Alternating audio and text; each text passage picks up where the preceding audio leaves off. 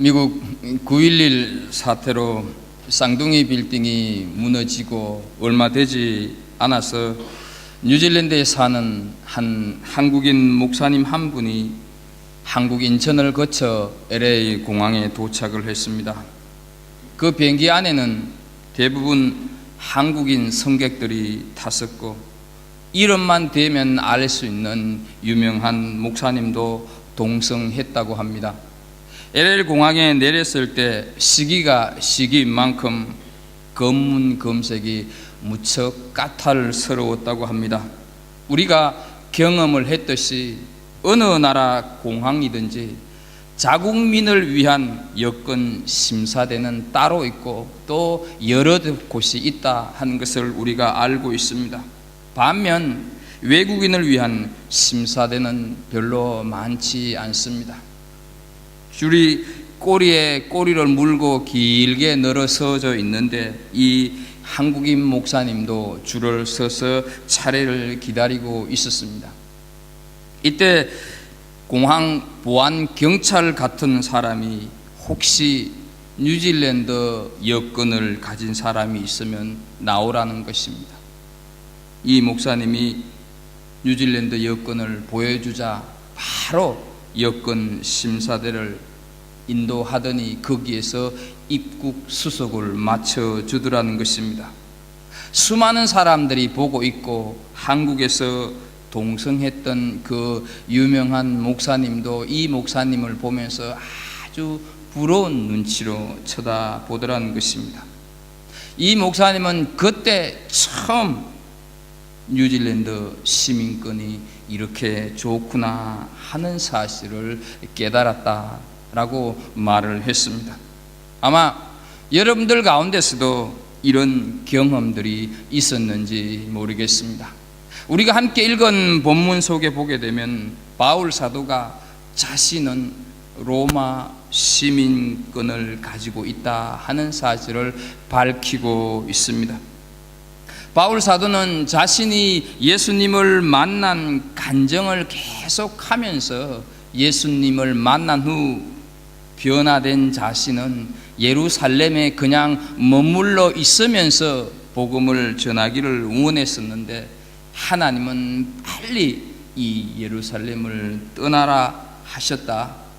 그 이유는 하나님께서 나를 통하여서 이방인을 구원하기 위한 계획이 있었기 때문이었다. 이렇게 자신을 쳐다보고 있는 유대인들을 향해서 간증을 했습니다. 그런데 그 간증을 듣고 있던 유대인들이 그만 이성을 잃어버린 행동을 하고 있는 것이 오늘 말씀의 시작이 되고 있습니다.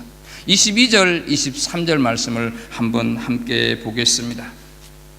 이 말하는 것까지 그들이 듣다가 소리 질러 이르되, 이러한 자는 세상에서 없애버리자. 살려둘 자가 아니라 하여 떠들며 옷을 벗어 던지고 티끌을 공중에 날리니, 이렇게 말씀을 하고 있습니다. 23절에 있는 떠들며 던지고 날리니, 이것은 격렬한 분노와 흥분으로 종잡을 수 없이 날뛰고 있는 난폭한 군중들의 모습입니다. 로마 군인들이 만약 바울 곁에서 지키고 있지 않았다고 한다면 바울에게 덤벼들기에 충분했던 상황임을 이렇게 현장감 있게 묘사하고 있는 단어들입니다. 더욱이 22절에 있는 이러한 자는 이라고 하는 말의 뜻은, 이런 놈은, 이런 의미를 가지고 있습니다. 그냥 홧김에 유대인들이 내뱉는 말이 절대로 아니라는 것입니다. 흔히 애들 말로 지금 장난이 아니다 하는 것이죠. 정말 바울 사도를 죽이겠다고 아우성을 치고 있습니다. 감정이 좀 누그러지고 있었던 유대인들이 왜 다시 바울을 이렇게 죽이지 못해서 안달일까 하는 생각 우리가 한번 해보게 됩니다. 유대인들은 이방인이라고 하는 말에 알레르기 반응을 일으키고 있습니다. 바울이 간증을 하면서 이방인들과 유대인들을 동일시하면서 이방인들도 구원받을 수 있다 이렇게 말을 했기 때문에 지금 유대인들이 야단법석을 떨고 있습니다. 선민의식으로 가득 차 있었던 이 유대인들의 입장에서는 바울의 간증을 그냥 용납하면서 넘어갈 수가 없었던 것입니다. 구원의 대상에는 들어올 수 없는 사람 같지 않은 미천하고 멸시의 대상인 이방인들이 구원받을 수 있다 하는 이 사실은 말이 되지 않는다 하는 고정관념으로 꽉 차 있는 사람들이었습니다. 수준 차이가 나서 도저히 상대할 수 없는 자들인데 하나님께서 그들을 위해 바울 너를 택했다고 하니 우리 자존심이 너무 상한다. 너 함부로 하나님의 이름을 욕되게 하지 말라. 그런 의도입니다.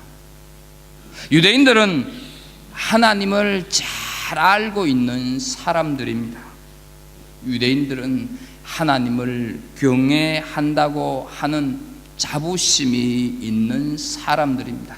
그런데 이런 사람들이 잘못된 그 자기 신앙의 고집을 지금 내려놓지 못하고 있다 하는 사실을 우리는 본문을 통해서 보게 됩니다. 이처럼 그리스도인들의 신앙이 때때로는 삐뚤어지거나 잘못될 때가 많이 있다 하는 것입니다.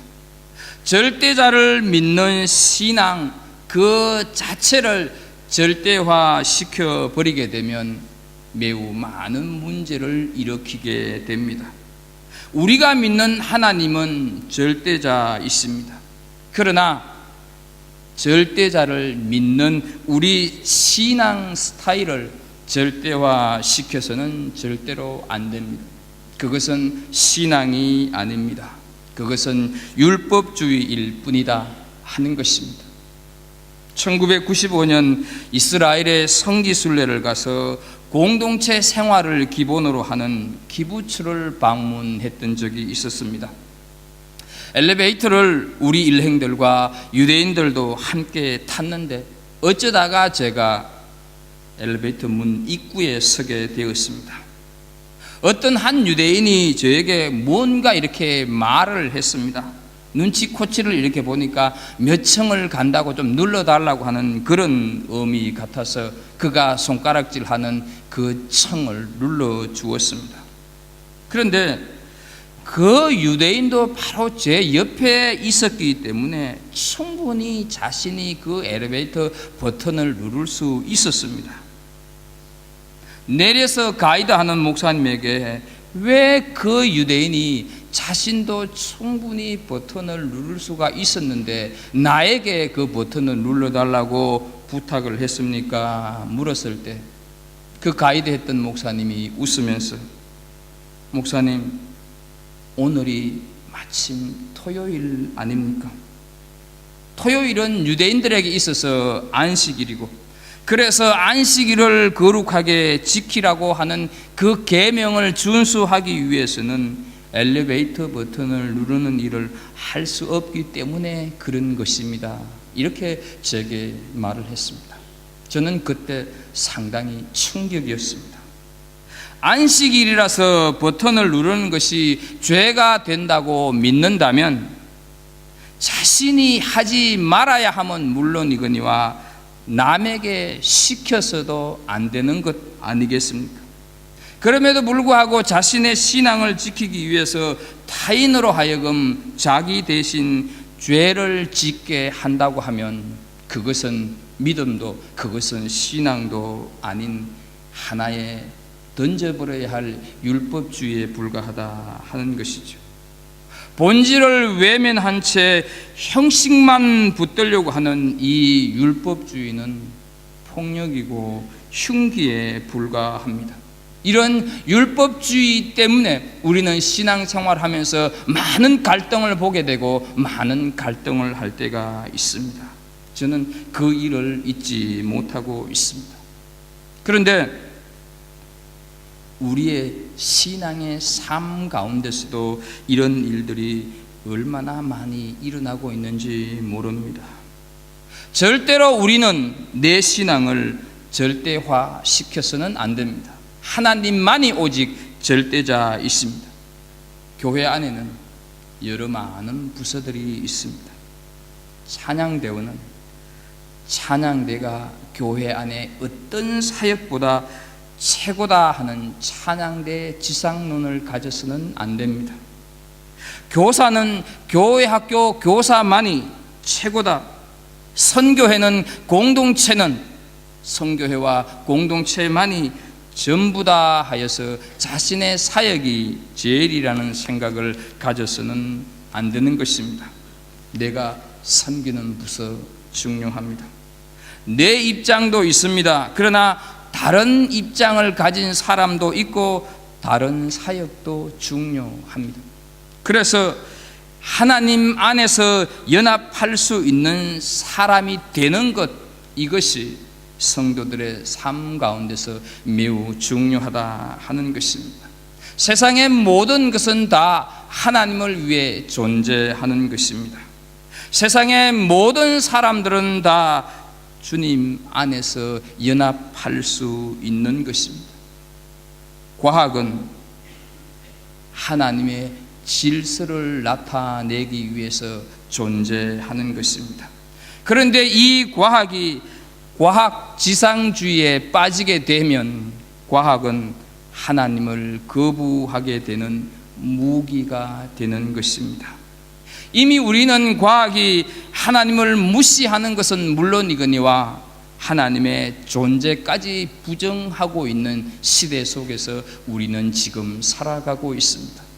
그래서 시편 14편 1절 말씀을 보게 되면 어리석은 자는 그의 마음에 이르기를 하나님이 없다 하는도다.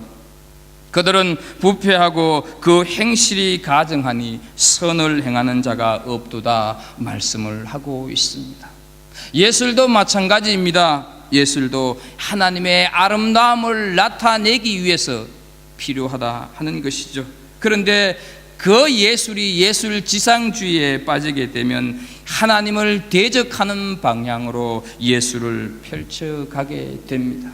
우리는 오늘날 듣기 좋고 보기 좋아서 문화와 예술이라고 하는 이름으로 하나님이 주신 이 육신, 이 육체를 상품화하고 있는, 그래서 하나님을 직접적으로 대적하고 있는 것으로 가득 찬 이 세상에 살아가고 있다고 하는 사실 기억해야 할 것입니다.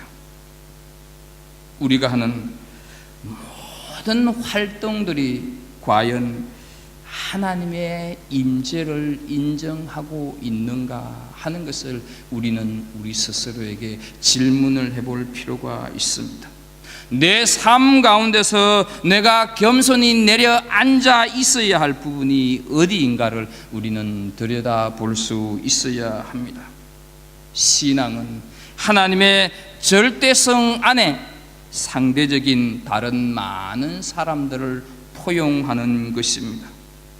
오늘날 우리의 신앙이 너무 세속되어져 가고 있고 우리의 신앙이 너무 연약해서 세속적으로 빠지는 것도 문제이지만 자기 자신의 신앙을 너무 절대시하여서 율법에 빠지는 것도 문제입니다.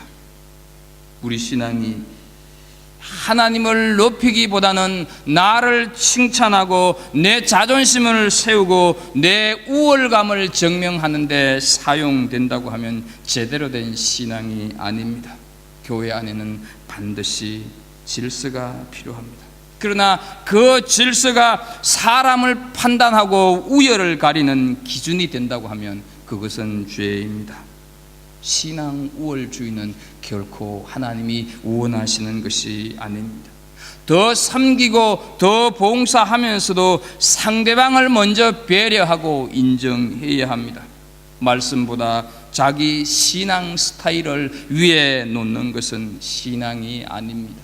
하나님보다 자기 믿음을 더 우월하게 생각하는 것은 믿음이 아닌 버려야 할 종교 생활일 뿐입니다. 우리도 다 이방인들이었습니다. 용서받을 수가 없는, 그러나 용서를 받아야 하는 죄인들이었습니다. 그래서 절대다이신 하나님께서 우리를 사랑하심으로 사람이 되어 이 땅에 오셔서 십자가를 지셨습니다. 그래서 우리는 구원을 받았습니다. 이것이 복음입니다. 이 복음, 그 하나님의 사랑이 우리 안에 새록새록 스며들게 되면 우리는 서로를 용납하지 못하는 사람이 없는 것입니다. 유대인들은 그 하나님의 사랑을 이해하지 못해서 예수 그리스도의 십자가의 복음을 거절했습니다. 우리는 우리의 신앙이 성장할수록, 내 신앙이 깊어져 갈수록 많은 사람들을 끌어안으면서 복을 빌어줄 수 있는 하나님의 사람이 되기를 주의 이름으로 축복합니다. 유대인들이 바울을 죽이려고 벌떼처럼 일어나자 천부장이 부대 안으로 바울을 데리고 피신을 시킵니다. 그러면서 한 가지 명령을 내립니다. 유대인들이 저렇게 날뛰는 것을 보게 되면 바울이 무슨 큰 죄를 지은 것이 분명하다 생각하여서 채찍으로 바울을 신문하라고 명령을 했습니다. 왜냐하면 바울 사도가 지금까지 히브리 방언으로 얘기를 했기 때문에 지금 천부장은 바울이 하는 말이 어떤 의미를 가지고 있는지, 무슨 내용인지 알지 못했기 때문입니다. 당시 로마 군인들이 사용하는 채찍은 끈 끝에 쇠붙이를 붙이고 그 쇠붙이에는 동물의 뼈를 박아 놓은, 그래서 한 번 맞게 되면 살점이 떨어지는 것은 물론이거냐 자칫하면 불구가 될 수 있는 아주 무서운 것이었습니다. 이때 바울이 백부장에게 하는 말이 있습니다. 25절을 한번 보겠습니다. 너희가 로마 시민된 자를 죄도 정하지 아니하고 채찍질할 수 있느냐? 나는 로마 시민이다. 너희가 제대로 재판도 하지 않고 나를 함부로 고문할 수 있느냐 하는 것이죠. 당시에 로마 시민권을 가진 사람은 반드시 정식 재판을 거쳐서 정죄를 받아야 했었고, 죄가 아무리 있다고 해도 십자가 처형과 같은 그런 극형에는 처할 수가 없었습니다. 그만큼 로마 시민권자를 보호했었고, 만약에 이러한 조항을 어기게 되면 그에 따른 불이익이 엄청 크다 하는 것이죠. 여러분, 나는 로마 시민이다 이렇게 말을 하고 있는 바울 사도를 보면서 어떤 생각이 드십니까?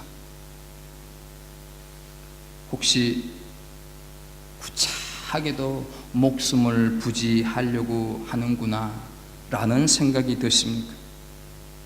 바울은 분명 자신이 예루살렘에 가서 죽는 한이 있어도 가겠다고 말한 사실을 우리는 지금까지 사도행전을 쭉 공부해 왔기 때문에 이미 알고 있는 사실입니다. 그랬던 사람이 채찍 앞에서 꼬리를 슬그머니 내리면서 살려고 할까? 서대반 집사처럼 짧고 굵게 살지 그리스도인의 최고 영광인 순교할 찬스가 지금 저로의 기회인데 라는 생각을 하십니까? 아니면 다행이다, 바울 사도도 이런 행동을 했으니 나도 신앙생활을 하다가 곤란한 일이 생기게 되면 이 핑계 저 핑계로 빠져나올 수 있는 성경의 근거를 찾게 되었구나 라는 안도감이 드십니까? 우리가 하나님의 계획을 믿고 내 삶을 하나님이 반드시 인도하신다고 하는 사실을 믿는다고 하면 이 두 가지 사실 다 틀렸다고 하는 것을 알 필요가 있습니다. 바울은 자신의 목숨을 보존하기 위해서 로마 시민이다 이렇게 말한 것이 아닙니다. 그래서 바울의 지금 이 행동은 예수님을 부인한 행동도 아니고 비겁한 행동도 아니고 핑계를 대는 것도 아니라는 것입니다. 어떻게 해서든지 지금 이 위급한 소나기는 피해보자, 이 상황에서 빠져나가고 보자, 이런 행위를 말하고 있는 것도 아닙니다. 바울이 지금 자신의 시민권을 말을 하고 있는 것은 아직 자신이 지금 죽어서는 안 되는 상황이기 때문이었습니다. 왜 그랬습니까? 하나님께서는 분명코 바울을 이방인을 위한 사도로 불러주셨습니다. 그래서 바울은 당시 세계의 심장부였던 로마에 가서 복음을 전하고 싶었습니다. 그런데 지금 여기서 자기가 죽게 되면 로마에 갈 수도 없거니와 로마에 복음을 전할 수 없는 것이었습니다. 바울의 마음속에는 죽으나 사나 복음이었고, 바울의 마음속에는 죽으나 사나 내가 로마에 가서 복음을 전해야 하리라, 그 마음으로 가득 찼다는 것이죠.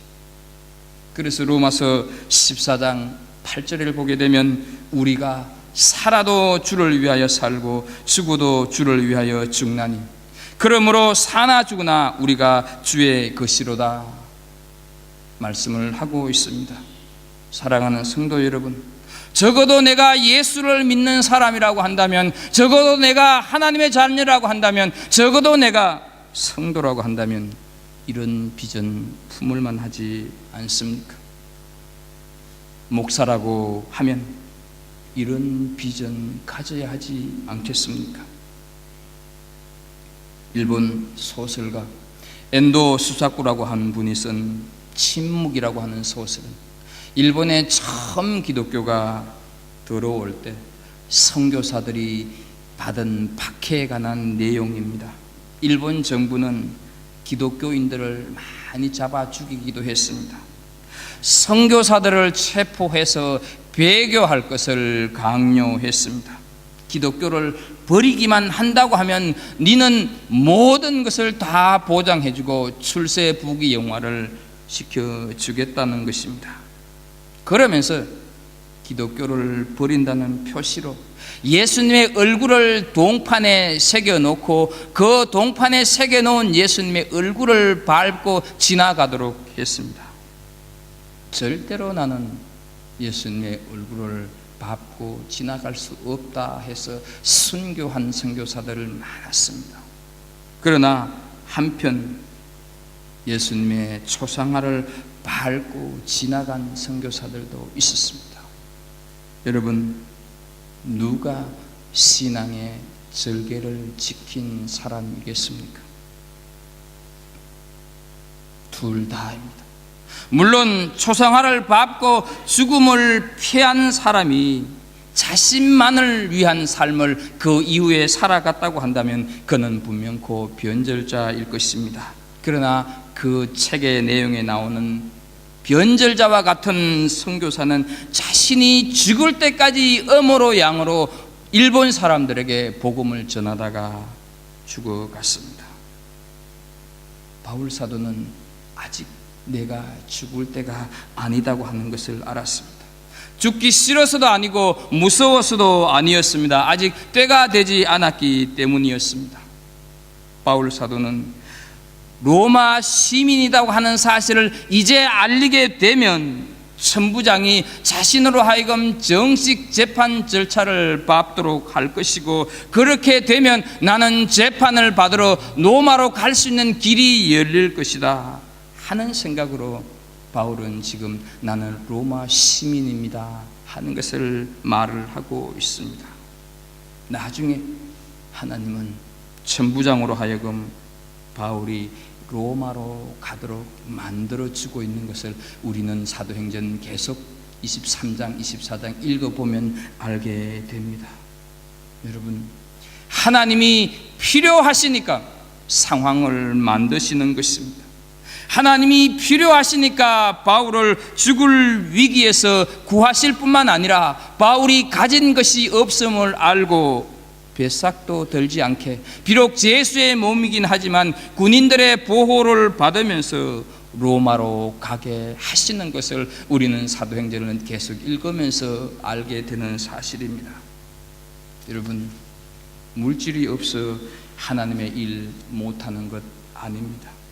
품지 못하기 때문에, 마음이 없기에 하지 않는 것입니다. 재정이 없기 때문에 선교를 못하는 게 아닙니다. 세상을 품지 못하기 때문에, 그 영혼을 품지 못하기 때문에, 그래서 마음이 안 생기고 그래서 하지 않는 것뿐이라는 사실입니다.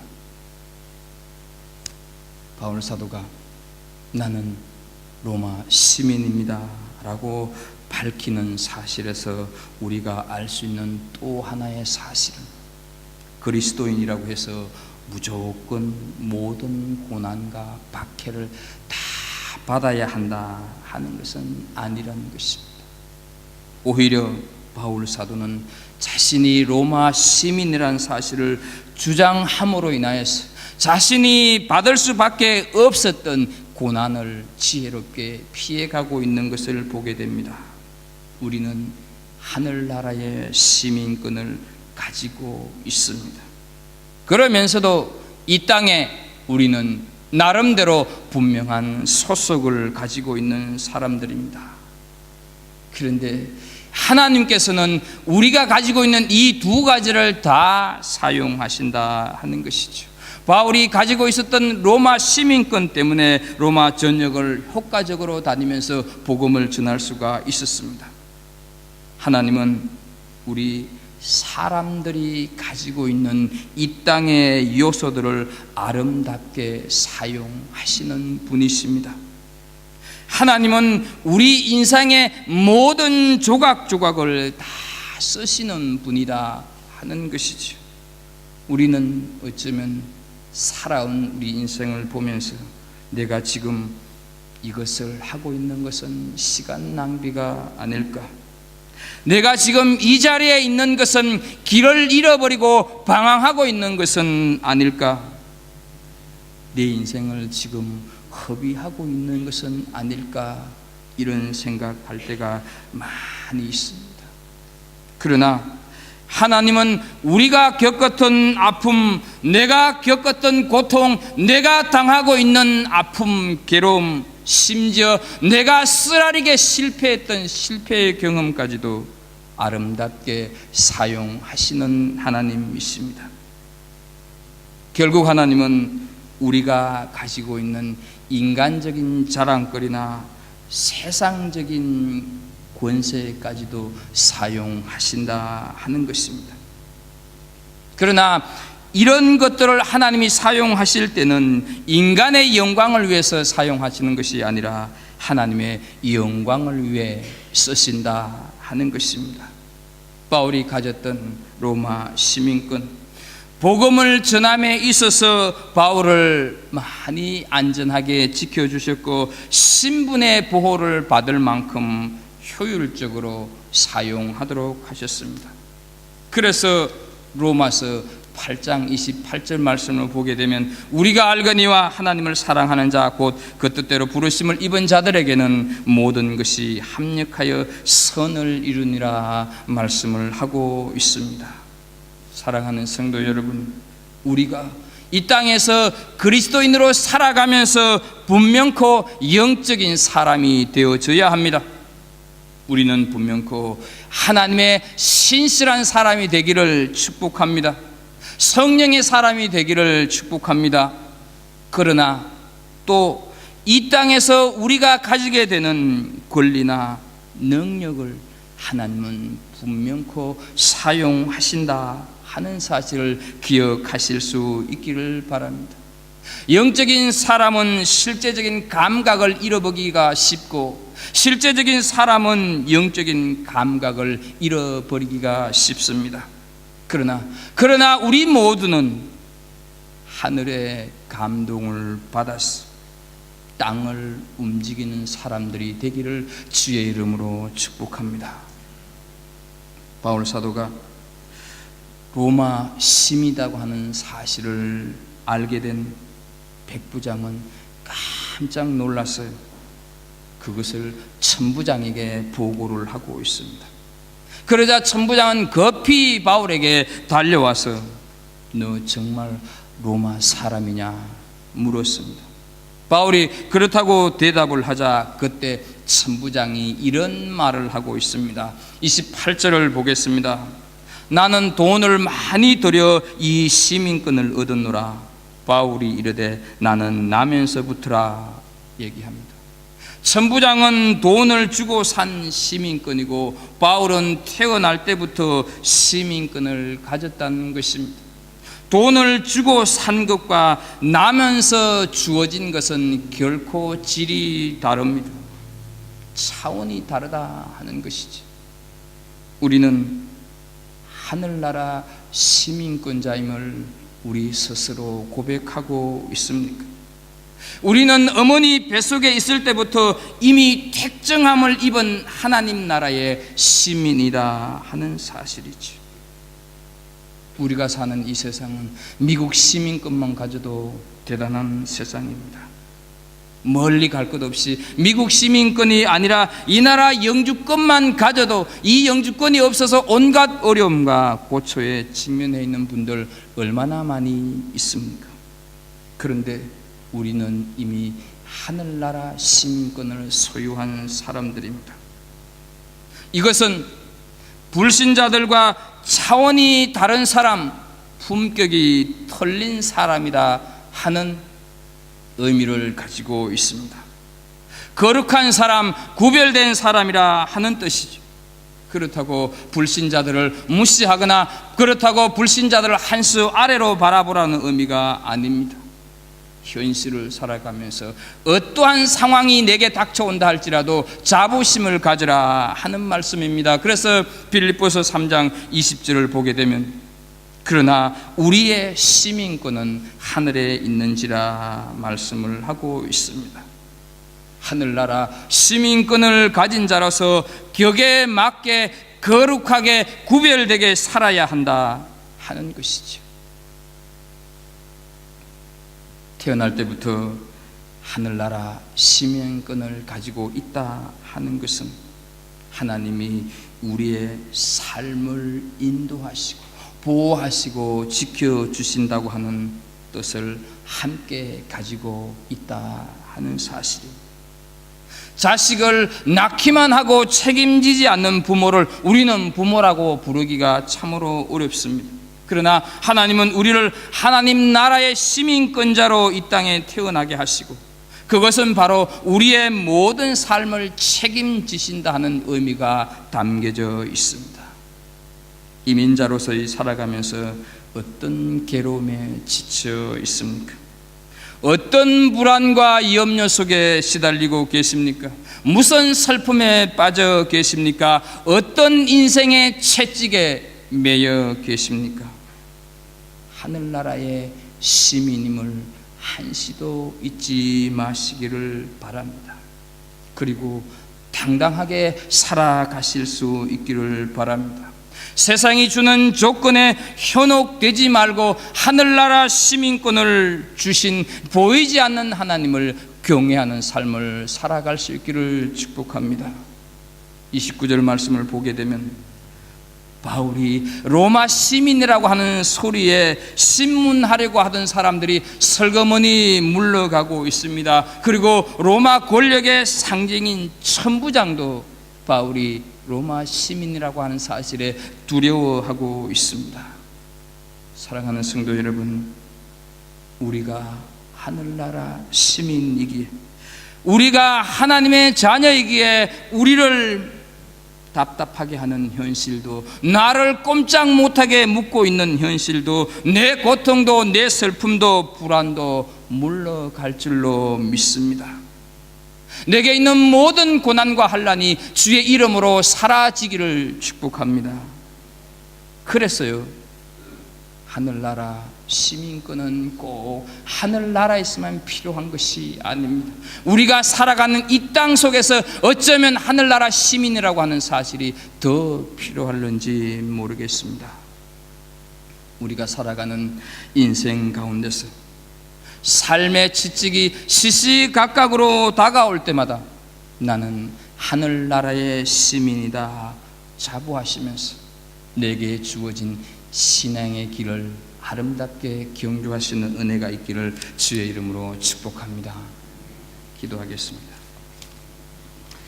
하나님 아버지, 우리에게 하늘나라 시민됨을 감사를 드립니다. 세상을 살면서도 내가 소속이 어디인가 분명하지 못해서 참으로 힘들고 어렵고 고생길을 사는 것처럼 느껴질 때가 많이 있습니다. 그러나 하나님 아버지, 우리는 분명코 하늘나라 시민임을 단 한시도 잊지 않게 하시고 하여서 하늘나라 시민답게 거룩하고 구별되게 살아서 이 땅 가운데서 또 다른 하나님 나라 시민들을 얻게 하는데 사용되어지는 우리의 삶이 되게 하여 주옵소서. 예수님의 이름으로 기도하옵나이다. 아멘.